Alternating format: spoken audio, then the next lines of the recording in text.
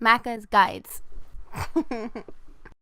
Hey guys, Macca here, playing Metal Gear Solid 5 Ground Zeroes. This is the Eliminate the Renegade Threat side mission, and this is the S ranking walkthrough rather. And right off the beginning, I'm going to grab the sniper rifle on the right-hand side. I really suggest you grab that to make this mission a lot easier. Now, I'm not going to lie, I struggled a lot with this mission. And there are various ways to get that rank S. Now, my personal one in this video requires me to not get any reflexes, which is when an enemy notices you and then you have to shoot them really quick.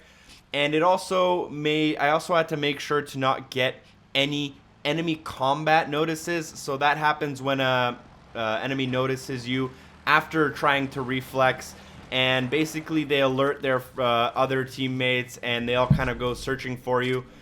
Now, those two things have 7,500 points bonus each. If you're not going to get one of them, you're going to want to make sure to get one of the two prisoners that were inside of that camp that I just ran away from. If you get those two guys, as well as the no threat and the enemy, the other one, you will get well over the S rank. Now, the reason I don't suggest it is because this mission is so fidgety with the sniper rifle, and it works so weird in terms of identifying your threats, that I had the biggest headache ever with this achievement. So after clearing out the two enemies in the beginning, the two enemies that come out of the truck, you're going to want to come up to this area here, and you're going to wait until that truck directly in front of me. Two enemies are going to get into it. They're going to go forward, then drive backwards, kind of turn around, come across the bridge towards me, and they're going to exit the map. Now, once they do that, you're going to want to also take out an extra enemy. Now, that middle guy right there is actually one of my targets, but the mission is so glitchy. Well, it's not really glitchy. Maybe it's made this way. You cannot kill him until you identify him using the proper, like, binoculars or sniper method. I'll show you exactly what I mean here, but I am just waiting in these trees, and I'm waiting for this truck to pass over the bridge, trying to show you guys the perfect angle to show you exactly what I'm waiting for.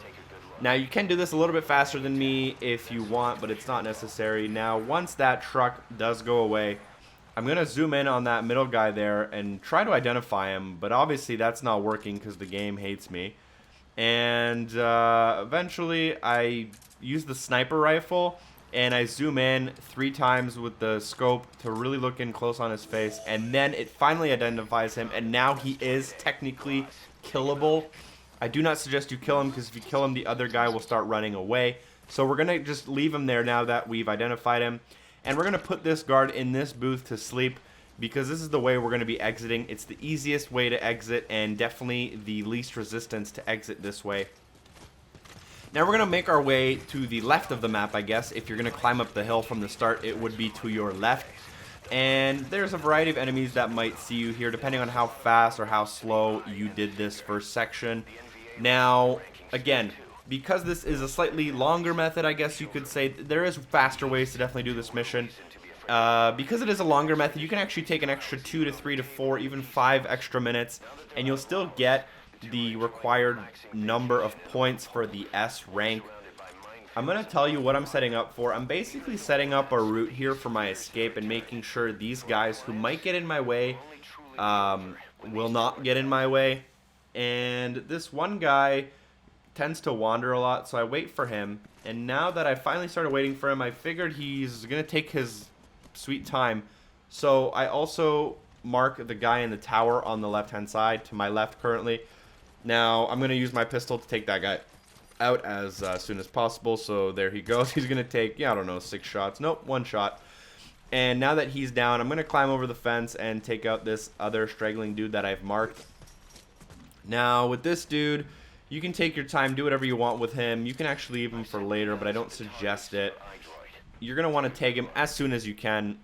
And as long as you're tagging all of the enemies that I'm marking here and making sure all of them are put to sleep before shooting the 2 targets, you should be fine. And yeah, that's really all I'm doing, is making sure all the potential guards that come through this area are taken out. Now, I'm going to show you the perfect spot that you need to get to. It's right behind this cement block.